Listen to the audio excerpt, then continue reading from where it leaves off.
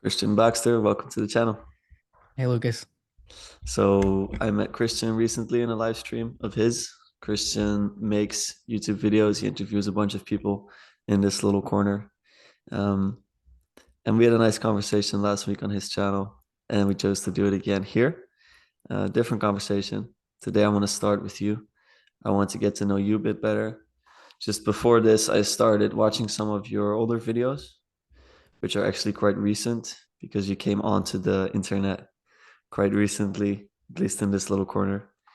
And I really liked your introductory video, which was you basically describing, in a way, this little corner, describing what it feels like to you. How you see yourself participating in it, how you see the pillars that are Jordan and John and Jonathan and Paul, how you see them acting in this little corner. And yeah, I wanted to just get to know you better today and then get into some questions. So let's start with you.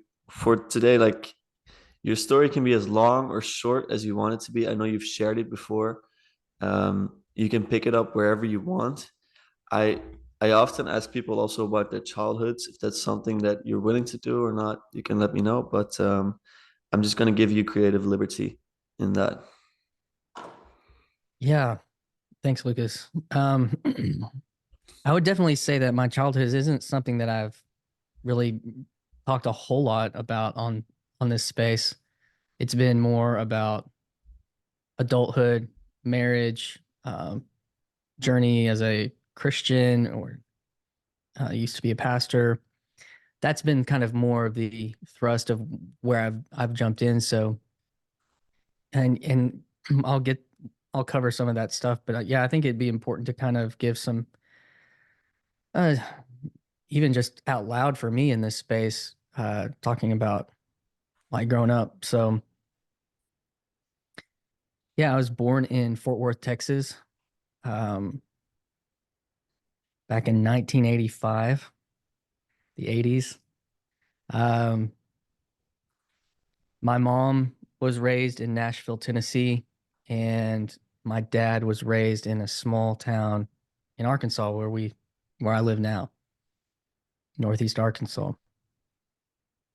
Um, both of my families were came from very Christian Southern country families. Um, my mom's dad worked for an organization which is part of the Southern Baptist churches in America called, it used to be called the Southern Baptist Sunday School Board, and it's the publishing wing of the Southern Baptist Convention. But it ended up being called Lifeway, and it still exists. But he went around the world and around the United States training people how to do certain types of Christian ministry. Um, and so that was her context, and they were very, on these publications. I've seen some of the old ones, and there's pictures of my mom's family, like black and white, Norman Rockwell, like, hey, look at this idyllic family, 6 kids, and they're all around the fireplace, and there's this. My grandfather was like 6'1", 6'2", just he's actually, I think he's like Swiss, Swiss German background, and this uh, kind of idyllic American family, Mhm. Christian family thing. Um, so that, and she was the baby of 6, and then my dad was, well, he was adopted from South Korea.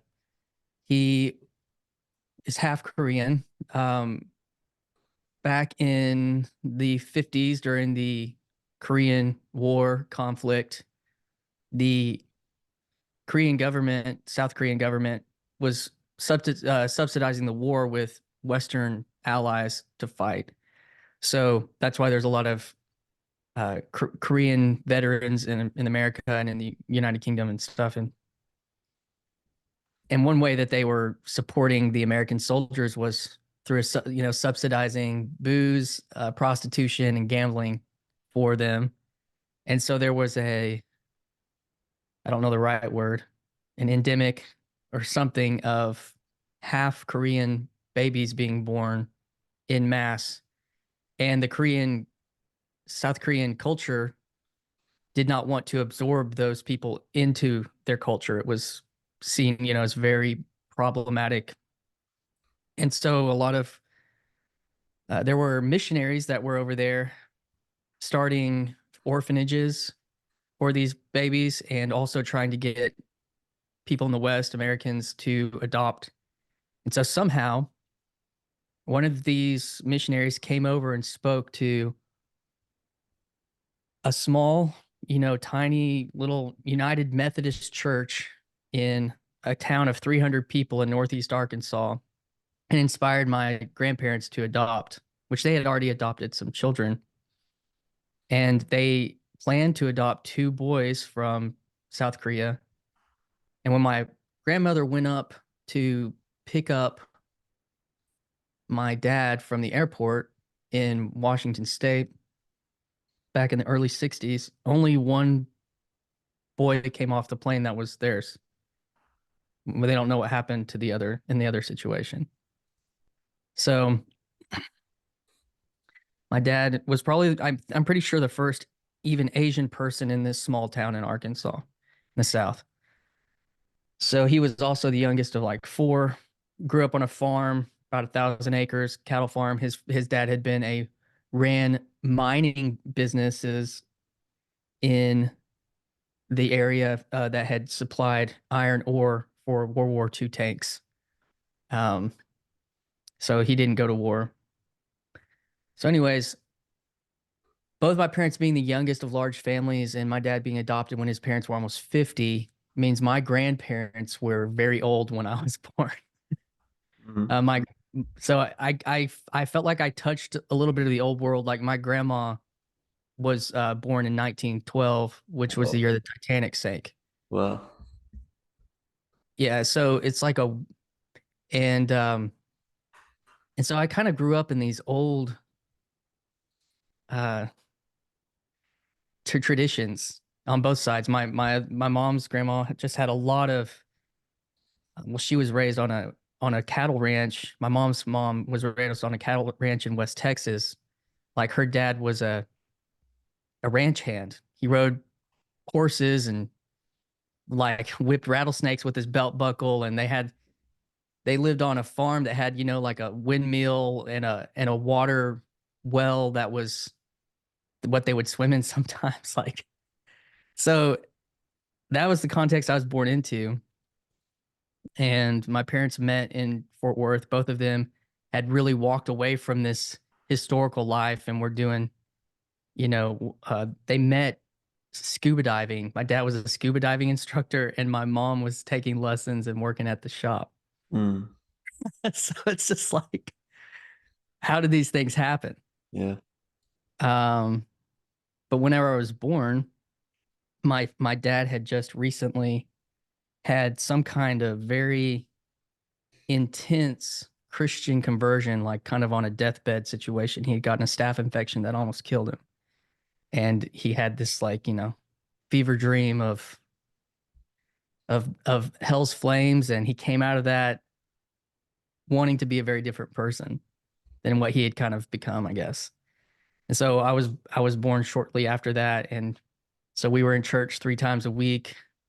Um, Lots of Bible scripture memory things in our house, very Christian. We didn't listen to a lot of entertainment that wasn't 80s, 90s evangelical content.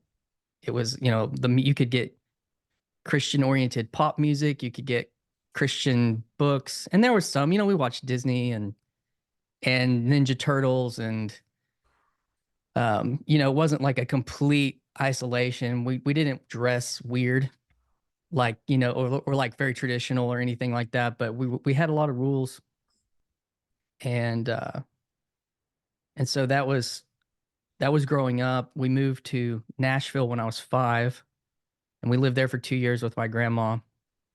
Both of my grandfathers died within a year of each other. So both of my parents, looking back now, were in a pretty large state of grief.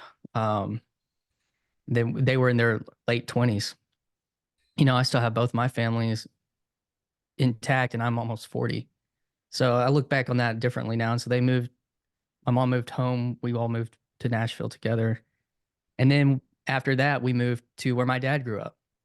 And I moved into the house that he was raised in and fixed it up on this, what was still left of, in total, there were still, when we first moved here, still about 1,000 acres, but I grew up on 400-acre farm surrounding my whole, and we didn't have much. We didn't have a lot of money. My parents, neither of them had finished college. And at that point, and they were trying to make ends meet, but we had all this land. Yeah, that's We're a funny still owned. contrast. It's still, yeah, most of the time that you associate people with large amounts of land, you associate like monetary wealth. So, but it's this interesting family, um, generational wealth type stuff and it's not just, in the same vein, this is very country America, very, the school that I ended up attending there. So I went to a public school on the west side of Nashville, and then I dropped into a county school of about 300 kids, K through 12, like kindergarten through grade 12. And they all talked funny. And, I have this memory of a kid in kindergarten in West Nashville. I can't remember, but I remember that he was from Iran. And then one of my best friends that I became friends with, his dad was from the UK and his mom was Jewish. And and so there was this, I look back now and I think, oh, I was around this kind of city multicultural thing. And then I drop into where I find out that the kid that I was becoming best friends with was my third cousin. Oh, wow.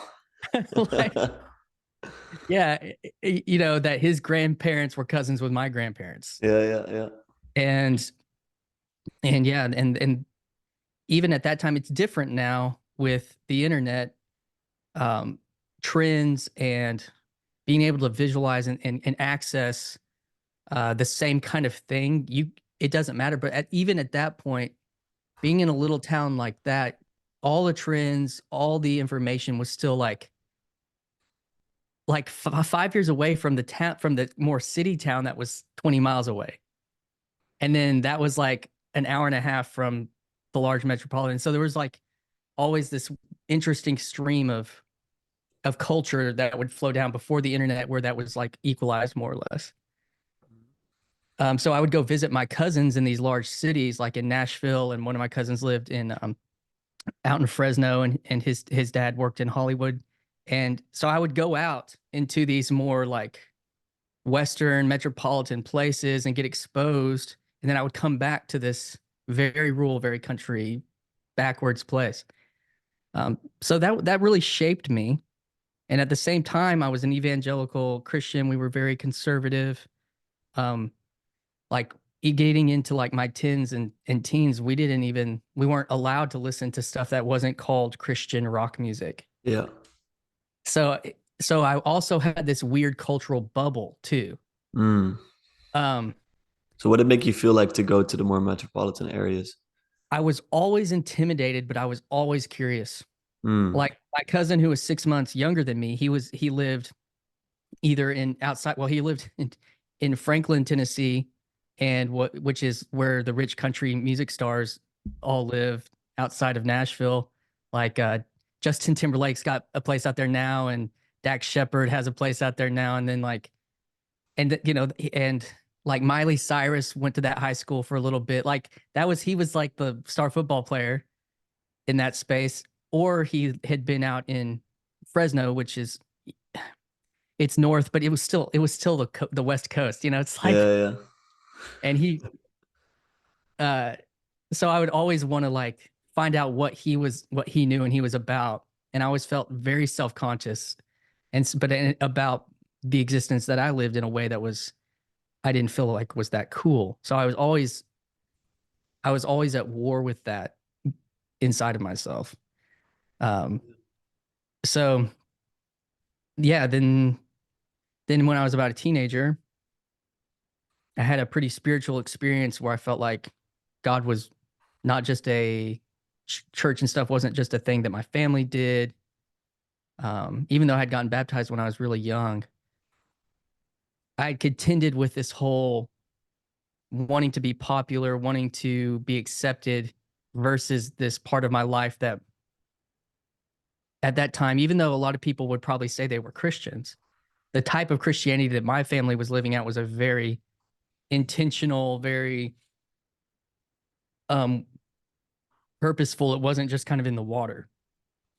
And we were also had been involved in some charismatic churches with like speaking in tongues and some running Mm-hmm. around and all that kind of stuff that we ended up getting into, especially once we moved to Arkansas.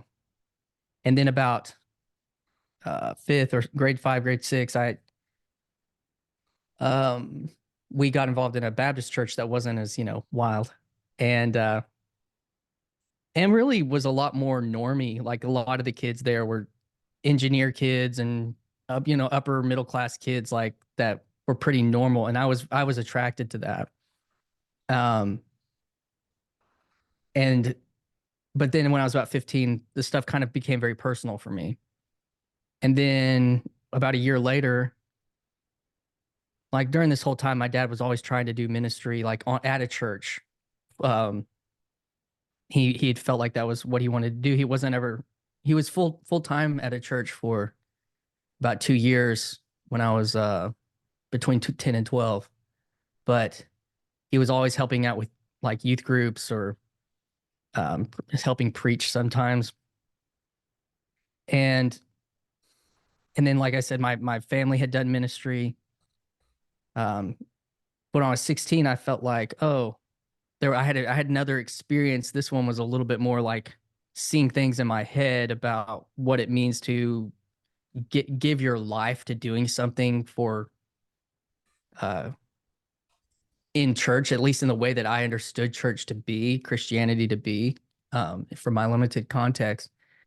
And it was things like I didn't want to go to Africa as a missionary. That sounded, really difficult. Uh, I felt like people that it, our life included that wanted to do ministry were usually not very of means. And so I was like, I don't want to drive like a shitty car. And then the other piece was I like my family and had friends that were doing that. I was like, I don't want to do this thing that this wasn't what I wanted to do. But those were like they were like very clear concepts that were going through my head when I was having this experience at kind of this youth worship service. And this guy was preaching. I don't remember anything he was talking about. And it just was like something that kind of came over me. It was like after the music, I was just hanging out, like, oh, this is fun, and meeting up with some friends that were there. And when the preaching started, like it all kind of disappeared. And then at the end, I'm very emotional because it was something I didn't want, but something I felt like I was supposed to do. Yep. And I was talking to the guy who was preaching about it, and my brother had brought me there. He's a year older than me, and so he was like having to wait on me to have like this. He was always having to wait on his little brother doing these crazy things. He was very, very much the older brother. That's the other piece. I have an older brother, a younger sister, and a brother who's 10 years younger than me. Mm. So he was always annoyed at my antics, and he was a very obedient child, and I was the one kind of Yeah. Straying. yeah. Um, I'll add this in there. When I was about 9, um, we were good country kids, and my dad was having us mow the lawn. We had a fairly large lawn to mow, and my brother was mowing it on a riding lawnmower, and I wanted to like jump on the side like a Ninja Turtle or like Indiana Jones and like hang on, and my foot slid under, and I had a pretty traumatic foot injury that I was in the Mm. hospital with for a month when I was 9. And so that actually had a pretty big impact on me. I work as a registered nurse now, and Mm. that's kind of part of that, getting exposed to the healthcare system and to kind of these science and stuff. So um yeah, so then I take out on this life of ministry, and when I'm 16, and which it meant like learning at the same time I was getting into music. Yep. And so I'm playing guitar, and this is around the year 2000. And in America, I don't know if you've heard of things like Passion or Hillsong or um, these kind of like Christian evangelical rock music Yep. in church, you know. So they that was all coming down very heavily and having a big influence on people my age. And I connected to it very intensely. It had a big part to play, and so I was attracted to it. I wanted to be a part of that, so I started learning guitar, which music had always been a big part of our family. Sometimes when my dad would go preach and stuff, he we would sing these family songs together, and we'd all be up on stage. And I but I also liked, I was in dramas as a kid in our bigger church that we went to. Like I would get the lead part, or I'd get the singing and moving around the stage parts and stuff. So that was a big, and it was also one of these things where I went to this small country school, and it was like this whole part of my life where, well, the super Christian thing isn't something I want to be here because it doesn't fit. Oh, and I think things like pop music, even thought things like the boy bands like Backstreet Boys and In Sync, I thought they were actually cool because of just this like hyper look. They could sing, they could dance. Girls loved them. It's like, it's like, so I had this whole part of me too that did it fit in this world, in these contexts. Yeah. And so I started doing the music stuff and writing some music. I started a band, local band. We started getting asked to do this modern rock and roll Christian worship stuff for different events around our community. I saw some guys in our that were doing this like on a bigger scale that I was kind of friends with, and I decided that I wanted to go pursue this and be something like these artists that do this stuff. And that was where I went to college, and I went to a Christian college, liberal arts school, about an hour and a half away from where I grew up, which I knew would give me opportunities to like do this music like on campus, meet other people that were interested in that. But I wanted to study because I felt like, well, this is what informs this whole all this ministry stuff. This is what should be informing the music. Sorry, And can you I repeat what you studied? Because you dropped for a sec. biblical studies, Okay, and awesome. with an emphasis in biblical linguistics, which means I did a year of Greek and Hebrew. Cool. Did you read the original text? So uh, it's always kind of embarrassing to talk about this, and a lot of people are using Greek in this space, and I was not a good student. Like I was like admittedly there to try to like do this music thing, and school was very much a secondary or tertiary concern Yeah. for. So um but yeah, I did, I think our first, for Greek, our we were supposed to, if I remember correctly, translate the first chapter of John from Greek, using the tools and different stuff. And I did okay at vocabulary, and it's just really funny because there's a lot of use of like, well, it's informed a lot when I went back to nursing school and I was learning like medical terminology, which is all Latin. Oh It yeah. all it all fit together very well for me, like being able to remember what these words mean, put them together. That was it. Actually, I think it really helped me with that. Um, but yeah, so biblical studies, emphasis in biblical linguistics, and I got a minor in music. And yeah, so went through that. Um, Along the way, my wife, um, she kind of came from the opposite end of the Christian spectrum, her family being Catholic and Lutheran, and me being charismatic and Baptist. We met in high school, Side note, her dad, he's retired, but he was a general surgeon in our small town, and he took my appendix out when I was 7. Wow. and It's a and nice, so I nice way to meet your father-in-law. yeah, I mean, he maybe kind of remembered that, he took out hundreds and hundreds of appendixes and Yeah. but appendices. He but he had a reputation of being like a Christian surgeon. He would like pray with his patients if they wanted to. And Mm. he wore a cross on his lapel. And yeah, and so when I met his daughter in high school, we we kind of knew each other. We had a lot of mutual friends. I transferred from this tiny school to the big school uptown. Graduated instead of graduating with like 25 people, I graduated with like 150 people. Um, and we were in this. Yeah, she came from a very different background. She has aunts that were nuns. Her uncle became an archbishop in the Catholic Church. Her family was Lutheran, very, very devout people. And I came from a very serious, charismatic, and Baptist background. So it was like these two worlds. And she was very much attracted to this personal idea about God, where she felt like in the higher churches where she was at in the Lutheran church, that it was the more important to be like Lutheran or more important to just be there. But there wasn't a lot of like, let's talk about God together, like you and me. It was like we go do this thing, and then the spiritual stuff we do, but we don't really talk about.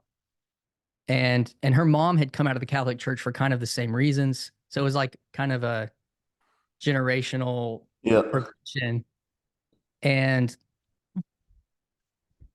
so we meet in that space.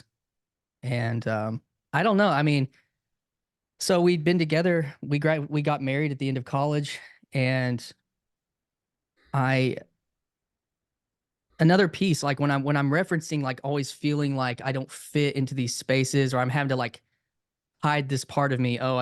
That was just a or wanting to impress like my cousin that was interesting or be at school, but there were things about my Christian identity that I did love and enjoy, but I didn't want to be honest about that because it didn't feel cool. Yeah. And and that became just a pattern, like a pattern in my life. So once you like get into uh puberty and sex becomes like a real interest in your life, here you are, this guy that says, "Okay, I want to be a minister, a Christian minister." But then there's this part that's not supposed to be, that you're supposed to preserve and hold up here. Hmm. And so any struggle, and this is one of the things, even when you talk about, like you tweeted this yesterday about the symbolic, what is symbolism for my secular mind to wrap my mind around. Well, I actually was the environment that I was being formed in as a Christian was actually very, very modern. What, okay, if you're a young man, don't sin. Don't do these. What is sexual? Okay, and you're trying to like um dissect sin in such a way like, well, is this sin the one that's going to be the sexual transgression, or is this sin the one that's going to be, and you're like, okay, it's this one, and then you fail, and then you're like, and then the part of me when I was 16, and another part that's left out because it's complicated. um I church when I was doing the music, they asked me if I would come help them on Sunday mornings, and so I was going to a church with my family, but then every other week I would help this church do the music. Very small, like 10, 15 people. Because of this new modern worship, there were churches trying to like start doing that. Yeah. So I would like, Saturday night mess around with my girlfriend or, like act out sexually in some way. Yeah. But I was the guy that was supposed to be leading all these like people on Sunday. It's like, am I not going to tell anybody about this stuff? Hmm. Because I'm supposed to be a leader. I'm Yeah. supposed to be a minister. Um, so that became a part of my life that I hid. So fast forwarding, I got married, did ministry in this town for 10 years. Um, and ultimately that thread was never dealt with. And it led to me forsaking my vows and being unfaithful to my wife while I was a pastor at a church. Mm.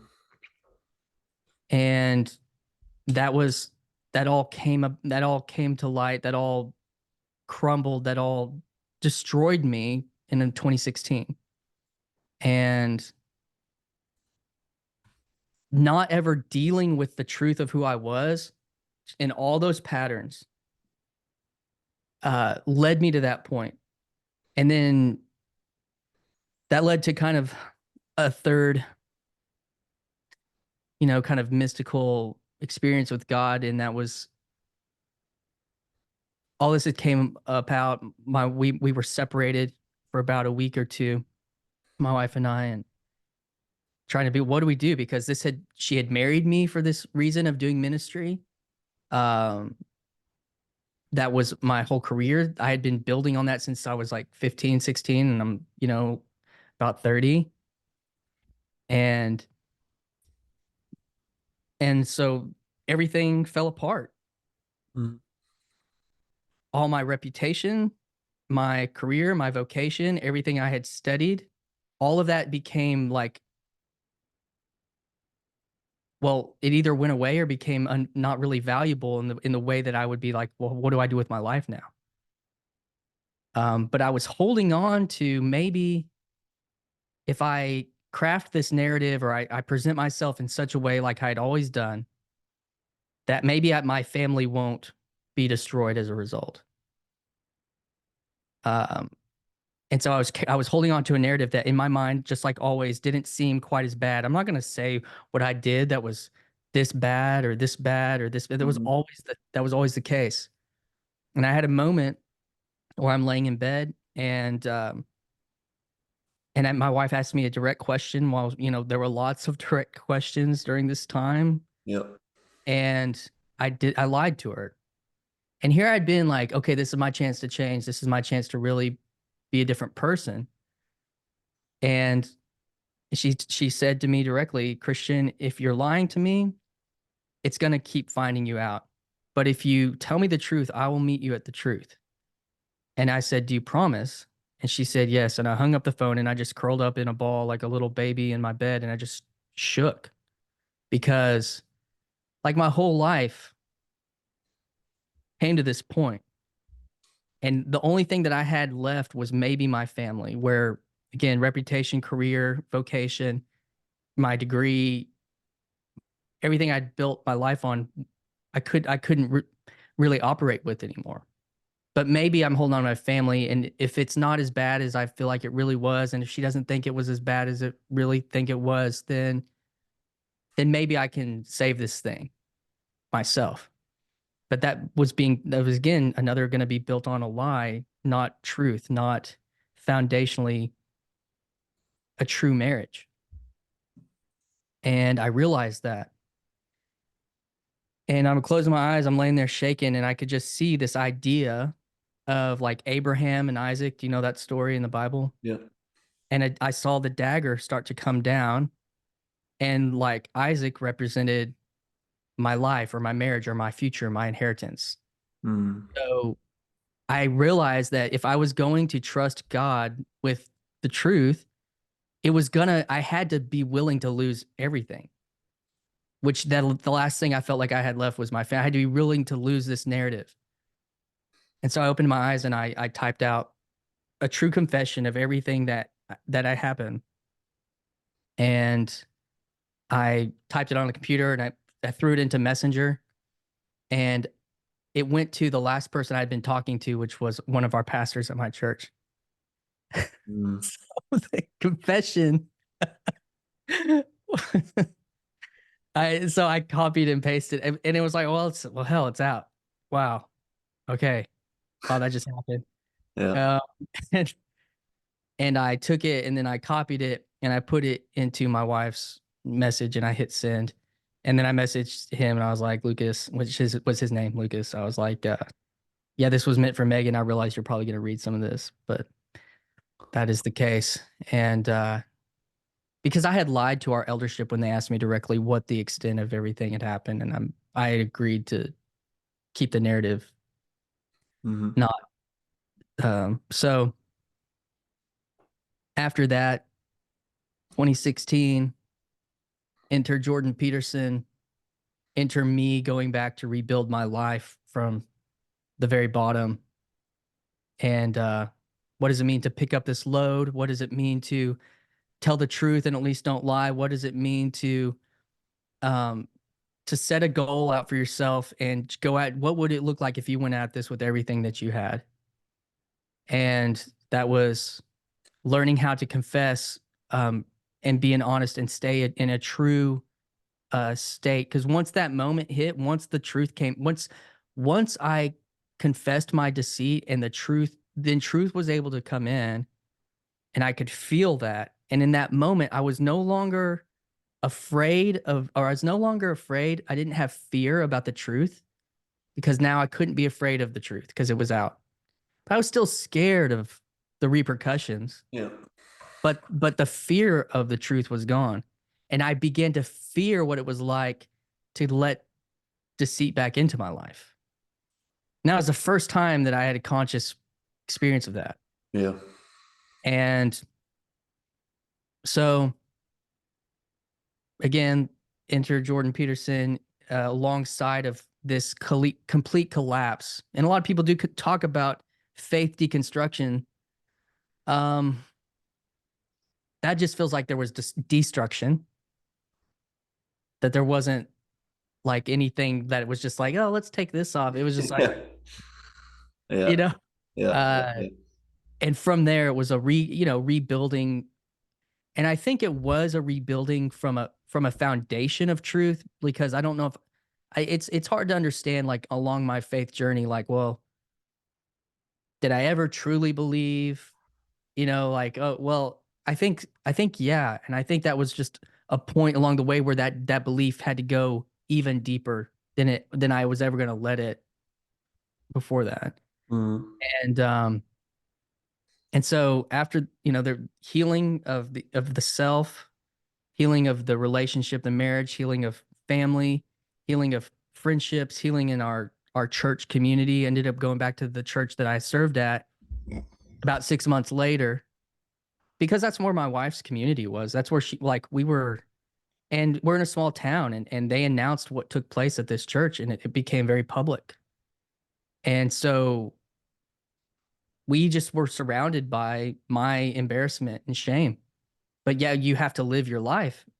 And if you want to try to raise a family, like, and not let that just completely destroy them, you have to heal yourself, heal the marriage, so that you can operate in a way with um courage, and then integrity, and in truth, and then so it's like, but it wasn't overnight. Like, we're talking 7.5 years ago, and I just popped onto YouTube 3 or 4 months ago sharing about some of this, because to get to, like, you have to, if I'm gonna do this with like the relation, like with the trust of my marriage, to get to this point, you can't start here. Yeah. Absolutely. So yeah, man, I've talked a long time. You said talk as much or take as long as you want, Yeah, but please. It's good. that's the journey. Then has been healing, lots of therapy, lots Hmm. of um loneliness, honestly, lots of isolation. Yeah. Uh, and but leaning on the relationships within that isolation that were more appropriate than trying to get care from other things and affirmation from other places that was not appropriate. Um, so yeah, I started this. The getting to this point, so, is just that enter Jordan Peterson. The only social media I was uh consuming was YouTube during that time, get off everything, um, focus on school, and and of course there's like all this cultural upheaval from 2016 on 2020, Yeah. and I'm just taking this all in, and a lot of this conversation was just mainly taking place inside. And as we've had opportunities to help some other people, a few other couples with marriage and struggles that they've had similar, one of the last conversations we had like that, we were out to dinner, and I was just giving him a lot of stuff that I had gotten from people like Peterson from this space. And I was like, and I think the day that morning was the first time I ever saw Paul Vanderklay do a live stream with people that just could pop on. I'd never seen that. I'd just been watching Peugeot and a little bit of Vervaeke uh and Peterson stuff, and I would watch Paul Vanderklay through. I saw Paul back in 2017. Like I was, but it was all just like I was saying, like these big players not at commenting, not in any kind of relational aspect, community aspect related to the conversations happening around them. And when I got to when I saw that back in January, there was something about that, and then there was something about having that conversation on that date that night, helping a young man think through some of this stuff that I knew was so much of it had come from here. I just was like, I have to get some of this out. And I came up and I turned on this camera because I had been doing some other, like trying to do some Instagram stuff. And it just, that's what came out was that first video. Mm. Like I jotted down a few notes, and then there was like people responding to it, like hit like 500 in a day. And I was like, who's watching this? Like, Yeah. and there were other people in this corner that were doing this kind of relational stuff. And then Chad from the Friday Morning Amos had me on, and then the dopamine just went, and I'm just like, whoa, trying to Yeah. hold on to and connect with and interact with, and probably went a little overboard, and still trying to figure all that out. But now we're at a conversation today, and that was a lot. I feel self-conscious for how long I've just talked, but I'm grateful for how long you've talked. I think it is a lot of context, but it's necessary context in a way to understand the complexity that is you. And so here we are today. yeah, man, Thank you take for a break. sharing. First of all, Welcome. that's a lot to share, and I think it's extremely helpful for us to understand, Mm. for me to understand. And yeah, a lot of questions popped up along the way, but I'm happy you kept speaking. I think I will start with this. How did your relationship to faith change along the way of this journey? So, as a child already, you were born into faith. My first question is that how did that feel for you? Did you ever question that? Because you seem to already be integrated into that. You did a lot of that as a child, as a teenager. Was there ever a question of doubt? Yeah, the main ones were, it didn't really come till YouTube, really, Mm, like, okay. because so that, and that's an interesting integration because let's see, my first year of college was 2003. I Mm-hmm. graduated high school. And I mean, you could have gotten this stuff in blogs and stuff, but you have to kind of be digging or searching, like, and then you get, in my undergrad, like my church history class, the professor used an atheist um, text, a text that was written by an atheist about church history that we had to engage with. Ah, yeah. And that was a pretty novel concept, and so I'd read something and be like, huh. It was something like maybe Paul was more like this than the Paul that I had been in my mind, understanding. And it wasn't like it really created a lot of doubt. It was in a very kind of safe atmosphere because you're being guided through this, because then the professor's giving a traditional Christian historical perspective of, and you trust this guy. Mm, So um and then even in like some of my theology classes, we were introduced to source criticism, higher criticism, historical criticism of scripture. Uh, but then they would give us like, a fairly reputable.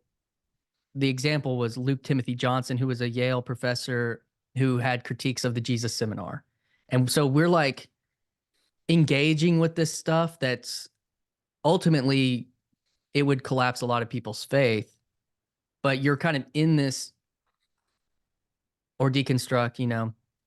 And again, going back to like what my focus, I can remember the names, I can remember these things happening, but I wasn't the one I was more concerned about getting a gig or like trying to work with a band to like do this songs and in worship. Yeah. And that was really the thing that was more important to me. But I think that getting married, not being able to live up to what I thought it meant to be a Christian man, thinking that, sex and marriage would solve problems that I was trying to deal with individually, that began to create like a lot of shame.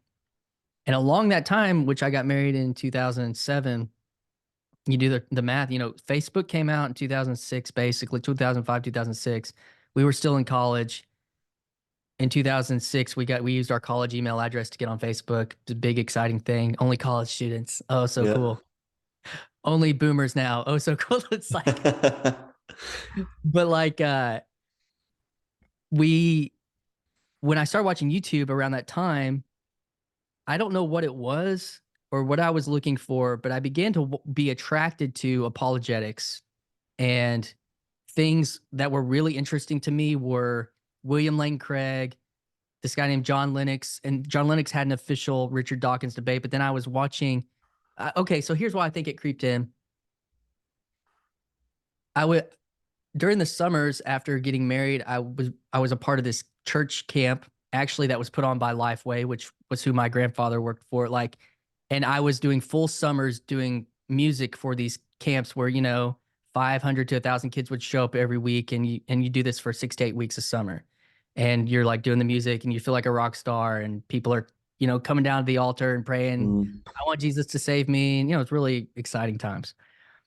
But the staff, would be having these like theological discussions, these 20, 25-year-old people. And I remember walking into a Barnes and Noble, which is a bookstore in like a chain in Mhm, America. mhm. And in 2009, I was at a camp in Florida, and I look over and I can still see this. They'd made like a pyramidal tower built out of the God Delusion, and there were these silver-backed books, and they were thick, and it's like Richard Dawkins, the God Delusion. I'm sitting there thinking, this is what I'm doing. Like, this is my whole life, Yeah, yeah. and this guy's just saying it's a delusion, and I'm kind of like, I didn't get into reading it, but I started somewhere around that time. I was started watching these debates would come up, through YouTube. And so I got exposed, and I would listen to everyone, Christopher Hitchens, and then at the same time there were the evolution, how old is the earth, and like there were all these different things. And uh so I was being exposed to that, and I do think that was pushing me towards, I was saying this the other night to somebody, that was pushing me towards more and more doubt. But I wasn't there were still good enough arguments, but I think what was so intense was what was happening culturally more than the arguments. Yeah. It it was the cultural milieu and people that I knew becoming very vocal because the arguments online were contentious. That was the spirit that would come about. And the thing I've told people before, the thing that held me was almost this. I didn't like, okay, so I get on this, what I looked at as the winning cultural team, but all I do is shit talk Christians. Like that's what I'm getting. Mhm. Like, okay, maybe the arguments are kind of compelling or very compelling, but I'm not that's not where I want to go. No. So that was the wrestling point. And I told this in my recent conversation with Jordan Hall. Once I kind of had crossed into like a really I don't know, like a deeper level of sin. I feel like it cut me off from my faith in a really serious way, from being able to be in touch with that. And the whole time I'm still trying to during that season, I was still trying to ask the question, well, okay, or wanted to assert that God is real and God is true in a kind of materialistic argument type way. That was where I was putting all my eggs, because I couldn't put it into a like a personal place. Yeah. So I don't know. That's that's that. That's all Okay. I got. And so when you started encountering this little corner and the thinkers in it, did that play any part in your understanding of God, let's say? Because for me, it definitely changed a lot. Um, it Yeah. transformed the way I thought about all of it. So what happened whenever I had that vision of Abraham's dagger? Hmm. Very almost instantly related to my faith as I was trying to process what was happening. Because ultimately, trusting God, this was an idea that was like, and this is where Peterson intersected with me so intensely. When he starts talking about the world that we know being held together from a metaphorical or a narrative substrate, and that it was a narrative and a story that held my life together, like that came up out of my subconscious, conscious, out of my sub, maybe Yeah. both, came up out of my subconscious, and was delivered to me at just the right time, that allowed me, showed me the way forward. I didn't care about the arguments of the modern arguments anymore, Mm. because they didn't matter. If it didn't matter if Abraham was real.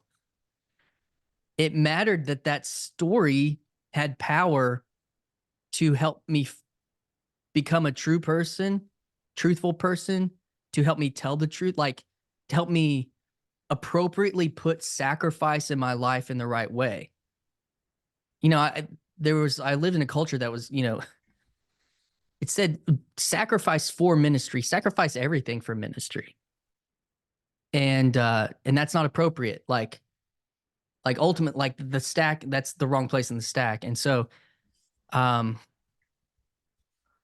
that helped me, and it not only helped me, but as far as like a reconstruction of understanding this idea that story and narrative were more important than the scientific proofs of something when it came to my faith. Yeah. Yeah. Yeah. That's good. And so yeah, that's really where that intersected Mm. uh, deeply. Mm. I feel very similarly. I'm wondering about what is most important to you right now, truth, goodness, or beauty, because you start off with music. So that seems to be a beautiful endeavor in a way, and Hmm. one that also goes beyond. Like you say you're in that structure, so you're inside of the music making industry in a Christian place.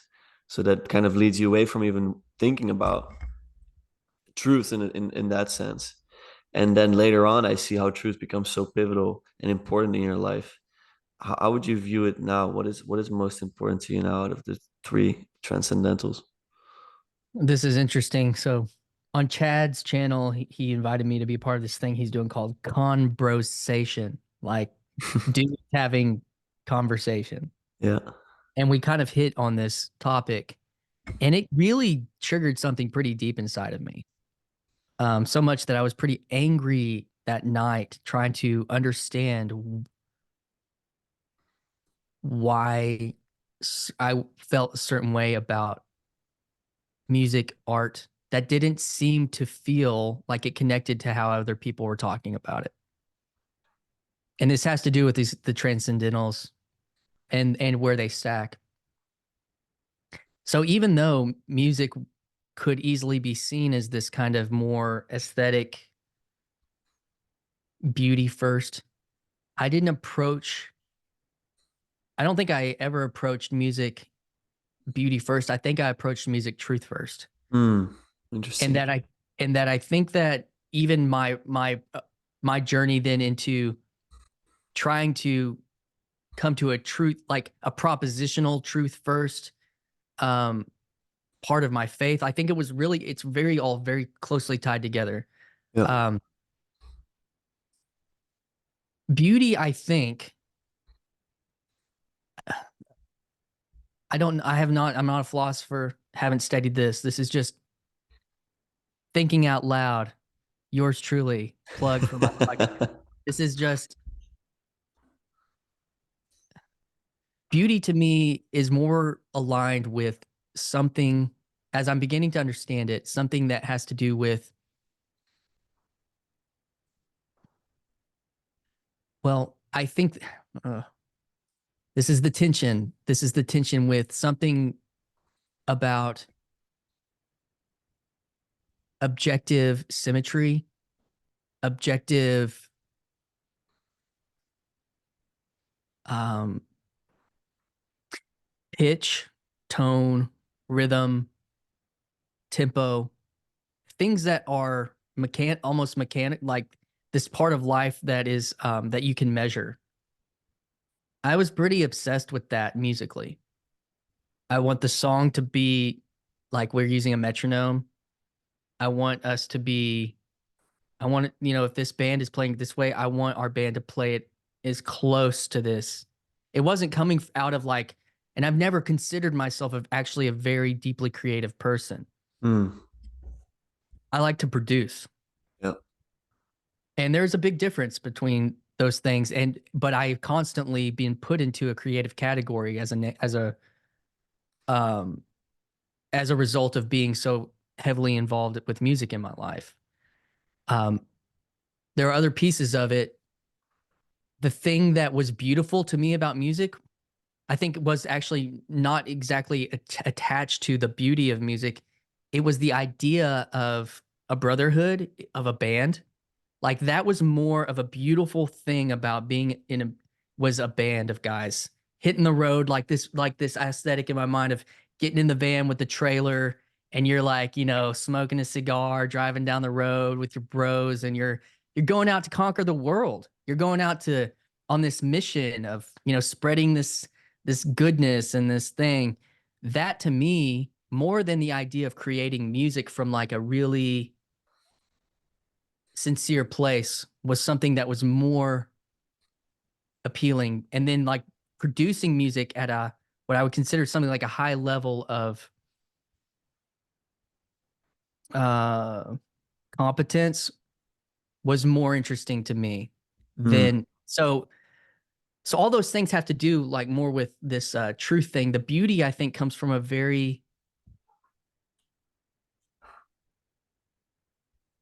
personal relationship to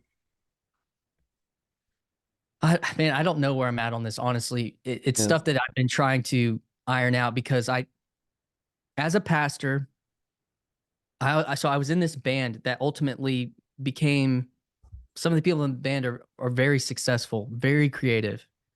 Uh, that all went away at the same time. That was another part of my identity that evaporated. I'm like, oh, it's okay, just go on the road and keep doing this Christian thing. Your marriage fell apart because of Yeah. you.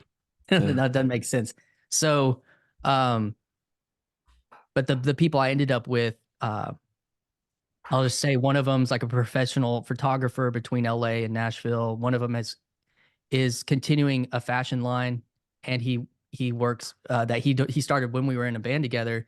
It's starting to really pick up steam now, and he also is a creative talent for Sony BMG, and like pretty high up for them. The other guy is a drummer for a very famous Christian band, and so like that was the context of this whole doing music at this high level.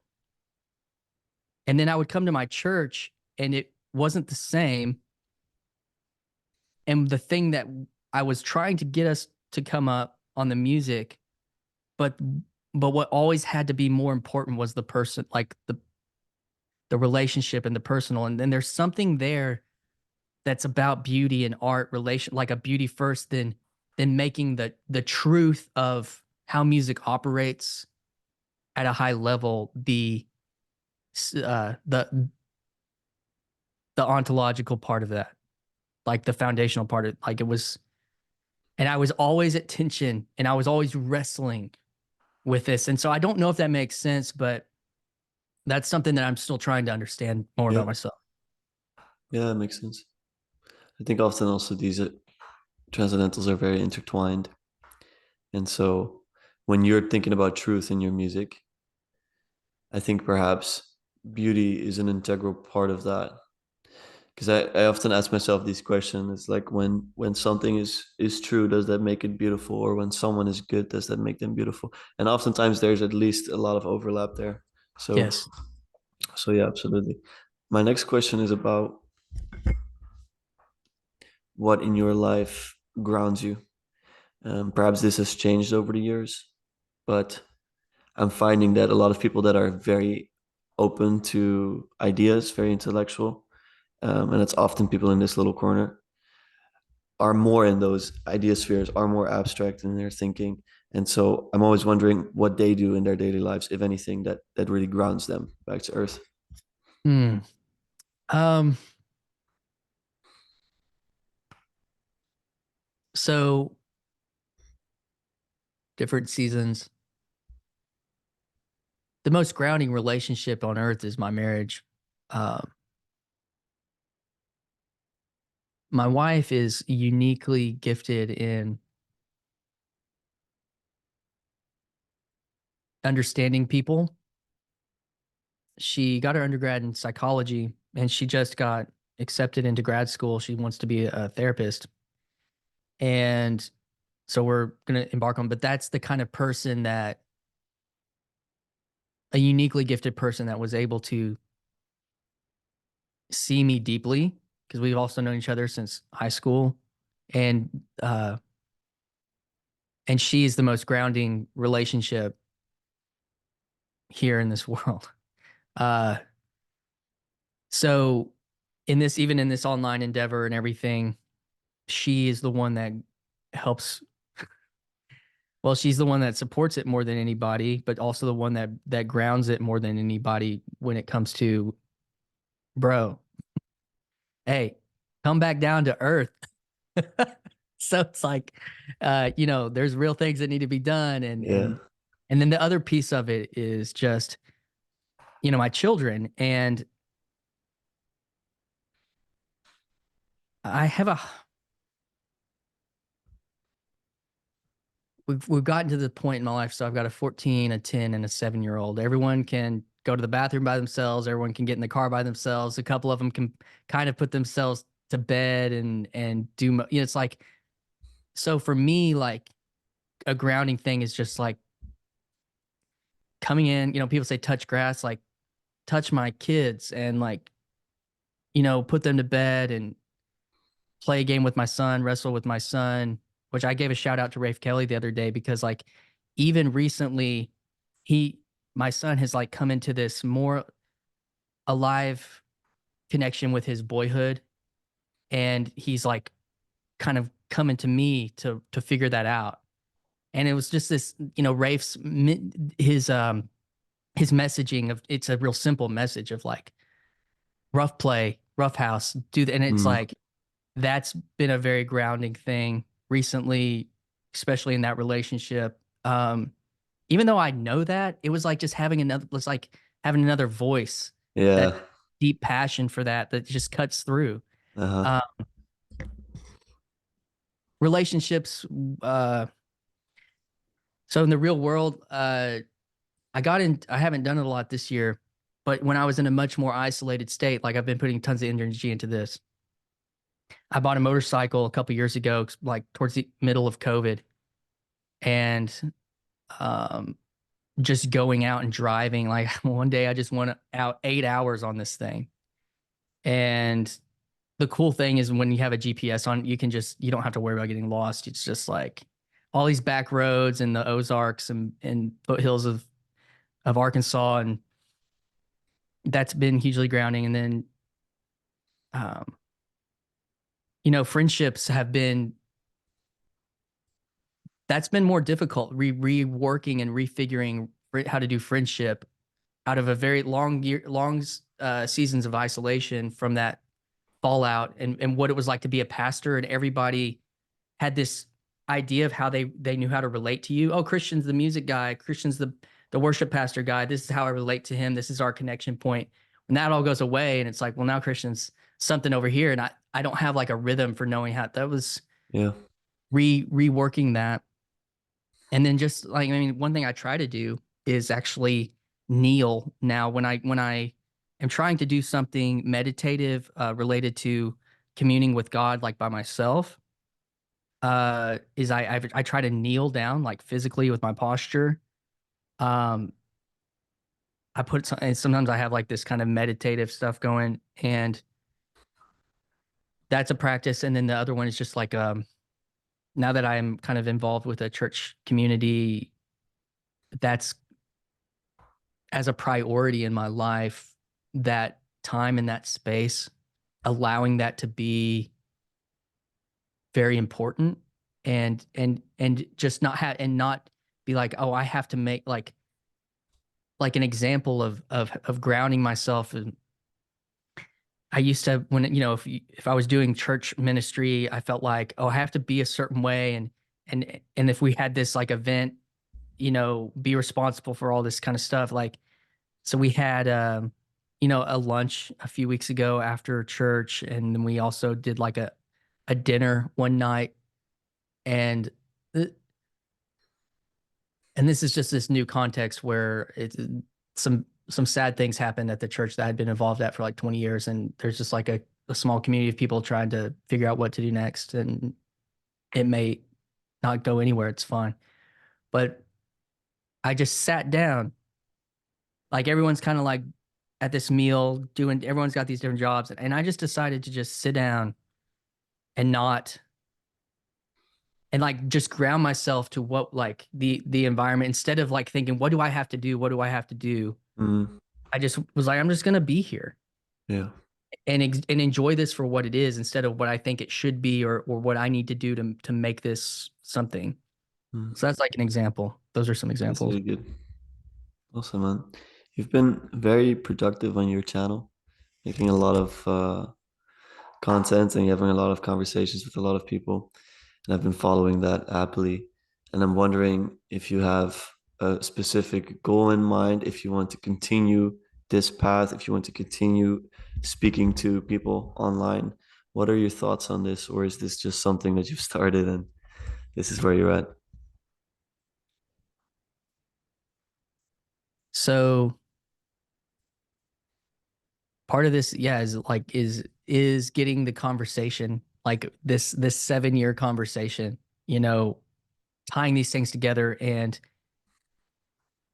what I've learned from the conversation that I would have, a very dear and long time conversation partner has actually been my father-in-law.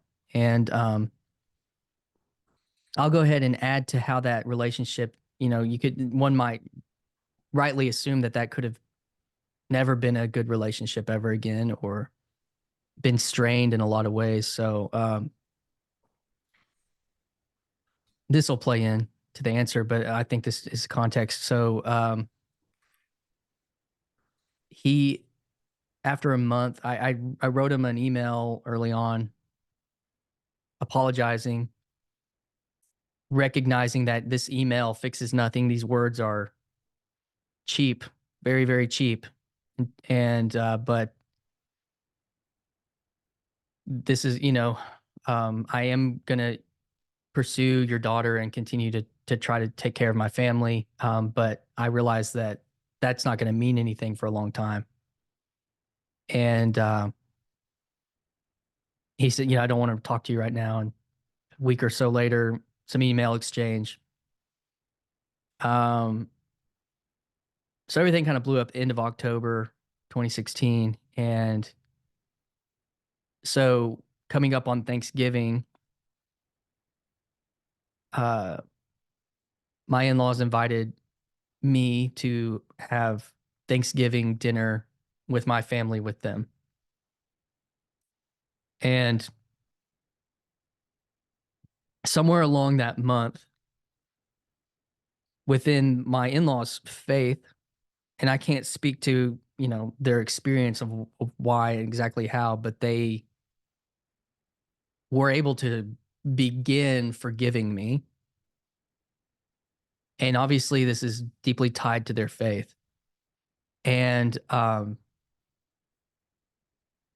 so I hadn't seen them, and I walked through the doors of their house that I'd been, the door that I walked up to when I was 16, and my father-in-law answers the door, and he says, "Hello." He kind of vaguely knew who it was. I said, "Could I'm talk to your daughter?" And he said, "Yes." And I asked her if she would go to a basketball game at our little college here in town. You know, and this was the same door I walked through by myself whenever I brought the ring home to show them that I want, and to ask him if I could marry his daughter. So I walk through this door again, and I walk up to him, and he grabs my hand like this, and he puts his arm around me, and he pulls me in, and he leans into me, and he says, "You shall know the truth, and the truth shall set you free." Which was the verse that the Lutheran Church gave him when he joined the Lutheran Church. Mm.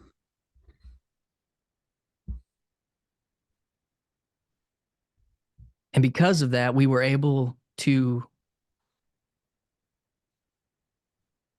rebuild a relationship that had been very special. He was somebody we talked about Richard Dawkins together. We talked about, I mean, he used to write to our local newspaper on the op-eds, and he would have dialogues with atheists back in the 90s through newspaper, stuff, Yeah. changes. And so that's he has been a conversation partner about these deeper ideas of faith and philosophy and meaning for many years.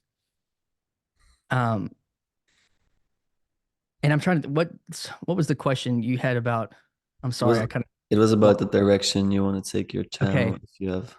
So yeah, continuing this conversation. What I'm experiencing now is I've got a few people in my town that have been listening and following along, and it's bringing them in their own crises of faith and meaning. It's bringing them into a conversation, and I can't figure out how do you go and have this conversation with people that haven't been in this for 7 years. Well, they can start. Who's this guy you're talking to? Oh, so show me something with Jordan Peterson that I could go listen to. So this Peugeot guy, like I've been interested in orthodoxy. Well, what's the Peugeot? And it's like, okay, so it is exciting to meet people in the Netherlands and to like meet people in Canada. I've had these incredible conversations. And I want to continue to do that. But what I'm seeing, I think, is that even like in this image that I wasn't thinking about, but it's a nodal network, that I am a node in my small town that people are going to be able to personally access this stuff, these conversations, and then they can actually come to a real person or contact a real person. And I had an email just this last week. It said, Paul does his randos. And he said, "Hey, I'm a rando from Arkansas. Would you want to have a conversation? A rando Mm. conversation." And he still lives several hours away, but it was like, okay. Um, so yeah, I think that it's a both and that this is kind of something along the lines of a cybernetic conversation Yeah. that I think that I don't completely understand well. and Jordan said in our podcast, he's like, I don't know if you're using that word right. They're probably like not, but like I there's understand it. something to the unsynchronicity of this conversation with other people to the synchronicity conversation that we're having, that people obviously can find online, but that it's actually creating something. Like I feel like this, like I'm coming, this is a node that I am going into a network, engaging with, but it brings it back into my real life. I don't want to live in this place, but I want to continue to operate with this as a tool, um, because it has also allowed me to hone, continues to allow me to hone my own thoughts and ideas, and yeah, and I could go on that point, but what else have you got, Lucas? Well, I'd like you to continue if you want. If you Okay, got something. so to that point of honing ideas is, so Brendan Graham Dempsey is become decided to come play in this little corner of the internet. I don't know if you've seen the engagement, Yep. bringing meta modern, the thought of meta modern religion, but also meta modern Christianity. So he's very much meta modern religion, transcending all religions, being able to toggle through the different religions and use their tools within, in an integrated type way. I'm never gonna. I say never. It's a pretty strong word. I'm not gonna get there anytime soon if that's true or reality. Um, and what he has allowed, what this honing of this idea of coming out of a postmodern relativism, be, because I've existed in a very meta Christianity space for a very long time. All sorts of people in my family, all loving relationships, all respect for actually every area that it's come from, existed in many of them. Was in a church that was kind of a nexus for a lot of people. Um, and I can say a point on that because in the doctrine of the church that I worked at for a long time, we had this doctrine that was called, we accept alien immersion, which is means we accept people that were baptized of any kind. And so if it was a Baptist church, you have to have a post baptism after you make a profession of faith, that your faith in Jesus. If you're on the other side of Christianity where you are baptized as a baby and brought up into that faith, that's not a creedal baptism, that's a cradle baptism, like. So but this church was saying anybody with, you can be a member of this church with any, which Trinitarian, baptism. And what that allowed for was people to come there that would and operate and exist in kind of this pluralistic uh, operation. And there was a pretty wide range politically as well. And that's how that's what I was developed in as a Christian, was not in a highly confessional, highly um, doctrinal space, but those conversations happened at high levels. The pastor that I worked with the closest got his divinity at Yale and was exposed, and he's from LA, but he ended up, being relatively moderate in his approach, theologically and probably politically to certain degrees. And it's like, so honing, like, what do I do with how I've been made? Like my makeup of, and what makes sense in this space. And his conversation, Brendan Graham Dempsey's conversation, has helped me identify more clearly. And this is really where Peugeot, I mean, I don't even know now if when Peterson talks about this, if this came more from Peugeot about the hierarchies of meaning and value, which, but is to say, okay, I I have all these thoughts and ideas that I don't think actually, I think you could say, okay, well, I can value all these things and respect all these things. Instead of looking at them as just right and wrong, I can value these perspectives and these traditions and these histories. In my life, though, instead of it just collapsing into, well, no one can agree, so it doesn't matter. This whole thing's just bullshit anyways, and it just collapses, which is kind of, what the postmodern thing I think has done.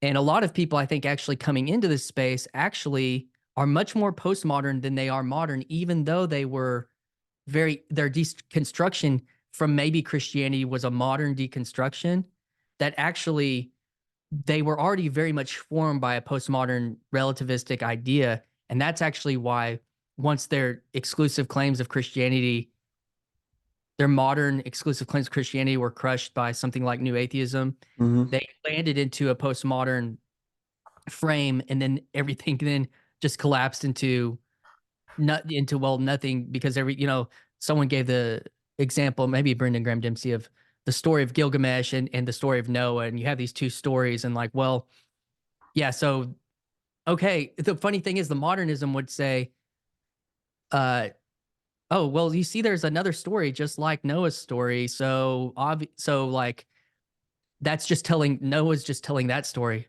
Oh no, crisis. And then you're automatically in the postmodern frame where they're just relative stories. Yeah. And then you're just like, well, then it doesn't matter. The Mm. interesting thing about this, honing this meta thing about, and even in my own life of being exposed to like most of the framework minus well, even my wife's aunt she was a nun and she forsook her nun vows and became Greek Orthodox. So it's like, I can't even say that I mean, and she sat down with me at Thanksgiving several years ago and was like, we love our Baptist brothers. It's just like I I've been like I've had relationship with people all across the board, and it was positive. And so what am I trying to say? So then instead of the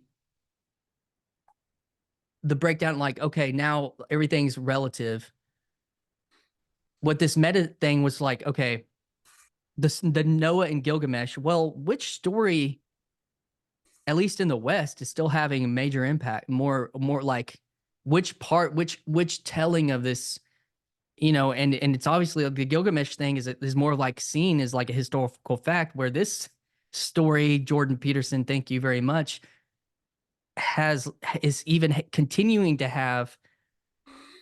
So maybe this, even if they might be related to the same myth or something, I feel like this story has more objectively, to a degree, at least in my life, but you might could even say in a part of civilization, uh more meaning and value. Mm. And so I want to hold on to this and keep this is and put it as a, well, something that I believe is true.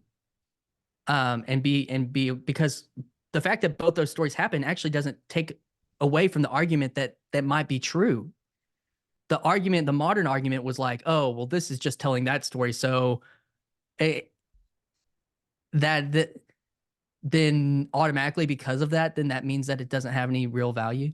But that's like, I mean, I was exposed to that argument, 10, 15 years ago or something. And it's like, oh my gosh, my Noah story might be uh the Gilgamesh story or something. And it's like, well, does that still saying that the story might be true mythologically, historically, on some level? Like, that was obviously having to reconstruct a type of modernist view of scripture. But what he so the Noah story is a good, like, okay, this thing works. And obviously, like the story of Abraham, I mean, you could kind of just, well, are there other patriarchal stories that might look something like that? Or, is he a myth? Okay, I don't know. And maybe, and there's probably some really great historical criticism that would talk about that. But what I can tell you is that story did something real in my life.